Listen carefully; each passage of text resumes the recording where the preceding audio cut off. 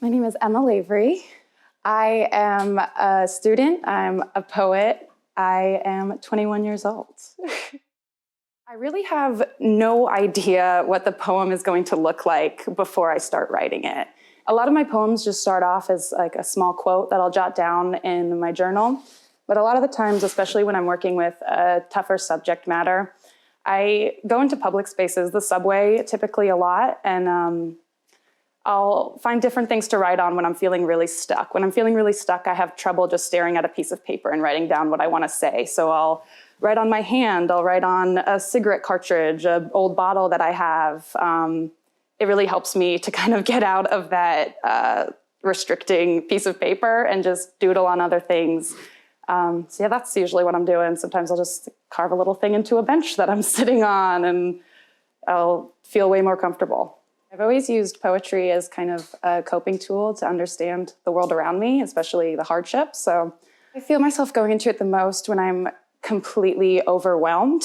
And my poetry is sort of a way for me to have a conversation with myself and tap into my subconscious to see what's going on in there and just let it all out. How your work started. How my work started. I always wrote short stories, and I had this big dream of being a novelist until every time I started a piece, I would get super excited about a brand new idea and ditch that and go to a new piece. And it was just kind of that nonstop.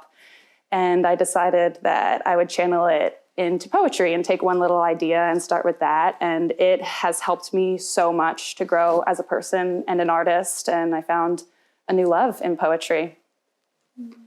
One word to describe my work. Probably anonymous, I think. I try to make things pretty vague and anonymous, and it started off because I was a little bit uncomfortable being so vulnerable. And then what I found that it had an effect on readers of it being interpretable in so many different ways for so many different people. And so I hope that my poetry touches people in some way or another, and they come away with some feeling of renewal or understanding of themselves or acceptance of grief, and not fighting with it so much, just living with it, respecting it, moving on. And yeah, I've always felt that my poetry is far better read out loud than read on the paper.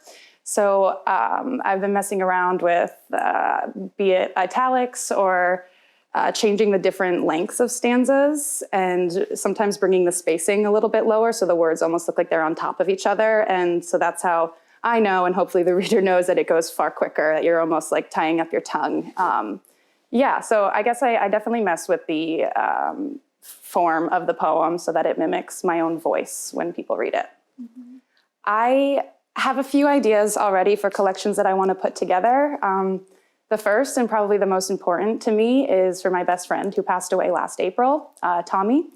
And recycling is actually about him, but I have quite a few poems about him. And that's really the first collection that I would like to put out, hopefully in the next 1-2 years. That would be a dream come true. Yeah, I would love to see my work published in a full collection.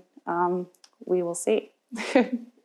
Definitely. I think I was very scared to be open and working with my emotions. I think that's part of the reason why I first started with poetry. I felt like I could mask some of my stronger and darker feelings in poetry and make it all pretty and doll it up. And I've realized that working with them a little bit more intimately is a wonderful exercise for me to grow as a person. And it also makes my work far more accessible for other people. And I've found that if I'm vulnerable, other people will be too. And that's a wonderful thing because humans make lovely connections.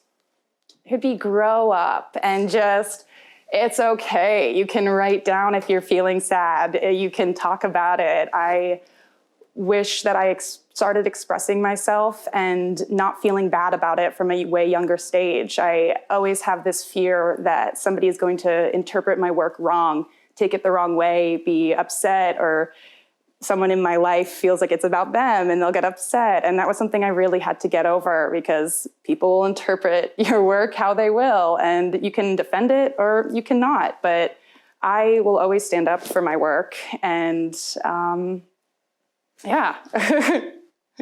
Beautiful. Great. Amazing. Thank you so much. You're incredible. Oh my God, you're incredible.